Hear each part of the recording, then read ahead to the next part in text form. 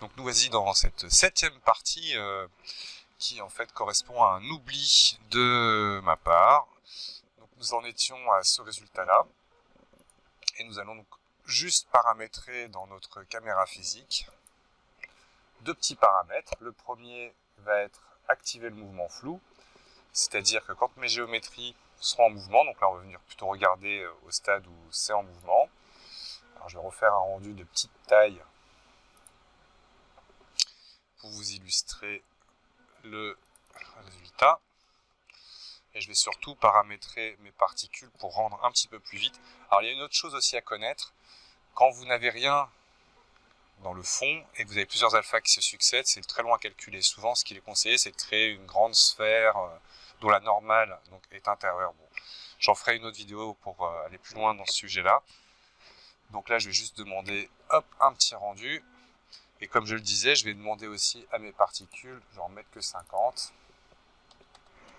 Ce ne sera pas forcément très joli, mais au moins, je ne vais pas mettre 40 ans pour rendre tout ça, pour vous montrer déjà l'effet du mouvement flou.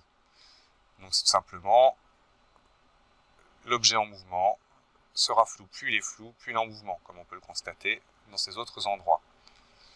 Donc là, nous avons, hop, on va voir à la rigueur, parce que ça s'est rendu très vite. On va le faire avec plus de particules. Alors, sinon, ça voudrait dire que dans mon animation, chose sur laquelle je reviendrai dans une prochaine vidéo pour le traitement final en animation.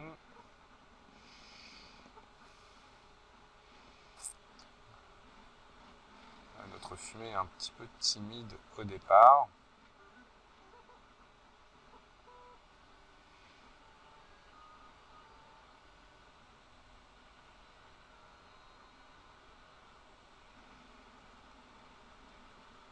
Bon, après, ça sera des réglages à effectuer. Donc là, il y a cette première chose, qui est donc dernière chose, pardon, qui était le réglage du mouvement flou. Donc, ce qu'on avait fait dans une première partie, qui était d'activer le mouvement flou image à toutes mes géométries dans la scène. Et donc, au final, donc, de bien le paramétrer pour que, à votre rendu, vous ayez donc, grâce à la caméra physique, en un clic, la possibilité donc d'y faire du mouvement flou. Donc voici donc la dernière phase de cette partie du tutoriel sur laquelle on reviendra sur des exemples un peu plus poussés. Merci de l'avoir regardé et à bientôt.